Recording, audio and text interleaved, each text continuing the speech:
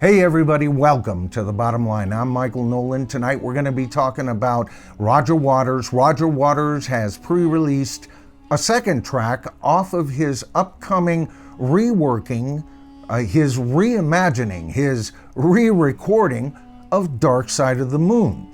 Now, this was preceded by the pre-release of the track Money.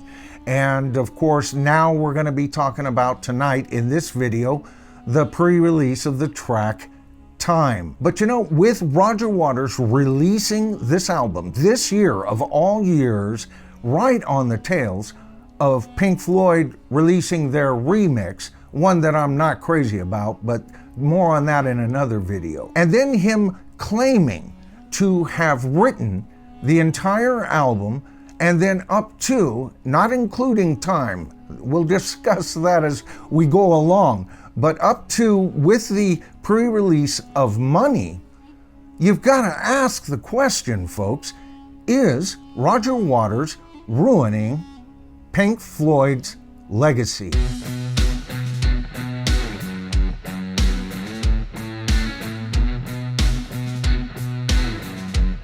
All right, so before we get into the song Time, let's go over those three things that I just talked about. His timing on releasing this album almost seems like a counter blow in a boxing match. And of course, we know that he's been warring on David Gilmour and his wife especially, for the better part of last year and this year. You almost have to ask yourself the question, was this a deliberate counter blow to hurt the sales of what was coming earlier in the year? And then there's his ongoing claim that he wrote all of Dark Side of the Moon, that was his baby, even saying, what is this we everybody's talking about? Now, it's true, Roger Waters wrote all of the lyrics on Dark Side of the Moon, but there's way more to writing a song, Roger, than just supplying the lyrics. Now, I know what I'm talking about here, folks. I've had to copyright my own material, so I had to know what was it that constitutes a song. Now, there are many different aspects to that question, but basically it gets down to this: lyrics and music. Now, lyrics is a pretty simple thing to identify. Music's a little bit harder, but basically it gets down to chord structure, melody, and perhaps other elements that identify that song so clearly as an original piece that you include that as well. But when you look at the credits for that album, Nick Mason wrote the first cut, right? And the second cut, of course, was Breathe. That's by Waters, Wright, and Gilmour. All three of them wrote that song. All right, the next track, On the Run, Gilmour and Waters. Time, we're going to be discussing that tonight. Mason, Waters, Wright, and Gilmour.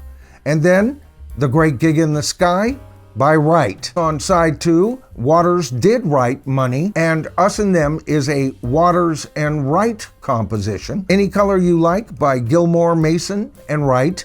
Brain Damage by Waters, and Eclipse by Waters. Hell, there's songs on this album that he has no writing credits on. Now keep all of that in mind, because you know what? I got access to the pre-release through Apple iTunes, all right?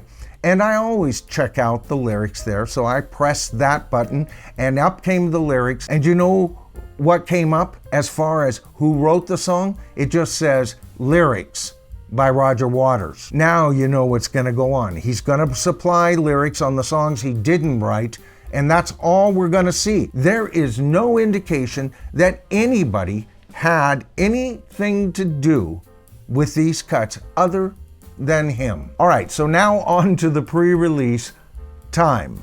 All right, the whole cut starts off with almost a heartbeat ticking off almost second by second. That's the only indication instrumentally on this track that the song is about time. Of course, as this heartbeat introduction goes on further, we're supplied with brand new lyrics by Roger Waters. Of course, here in spoken voice, the narrator tells you that it's in the stones under the water. It's in all the books of mankind. And of course, I think Roger Waters is alluding to time, that it's almost encapsulated in our DNA. See, this is what Roger Waters does very well. I love these new lyrics. They're wonderful. But do I love this track? Well, it's not as bad as the first pre-release, Money. That track is a train wreck in every sense of the word. But you know what? It's what this track lacks. It just plods along instrumentally, all right? Now we need to talk about the original track that this is based on by Pink Floyd. Here we get time pieces. I mean, a collage of them.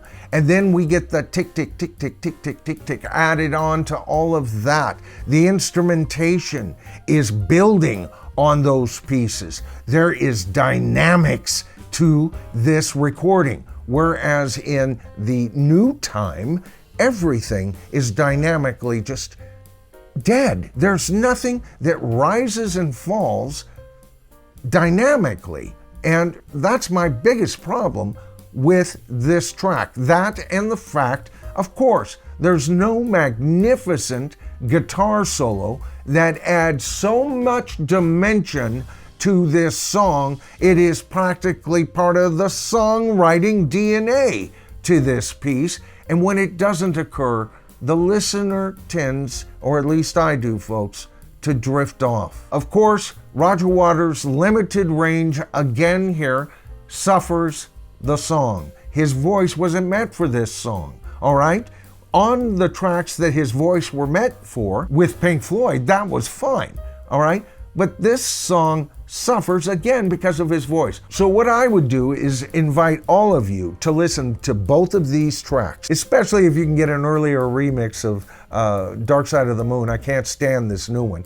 But listen to the dynamics of that song, and then listen to this and tell me that you're not waiting there, almost going, and it does nothing. All right, so once again, big Roger Waters fan. I have my criticisms of the guy, all right, the man Roger Waters, but as an artist, this guy is top notch. His lyrics here fit real well into this song, all right? I have no problem with that. Here, he is showing what he's good at. But you see, he doesn't work with peers, and that's what he needs. He has way too many freaking yes people around him, way too many yes musicians, and way too many yes producers and all of that. His ilk, all right? It's hurting his art, and I am sad for the man more than I'm angry with him. All right, folks, I hope you enjoyed the video. If you did, please give us a thumbs up. That helps send it out to a wider audience. The more thumbs up, all right? That triggers the algorithm for YouTube. And if you haven't subscribed to the channel as of yet, I know I say this every single time, but really, folks, all you need to do is hit that subscribe to the tribe button. Then tap that top bell icon. I mean, that's part of the deal too, especially if you want to be notified of all of my future videos. Okay, folks, I'm Michael Nolan. I want to hear from all of you in the comments. Am I dead on this? Am I half right? Or am I totally way off on this? I can handle it. Just be respectful, okay? In your comments. That's all I ask for. Be kind. All right, folks, I'm Michael Nolan. Together, you and I, we are the tribe. And I'll see you in my next video.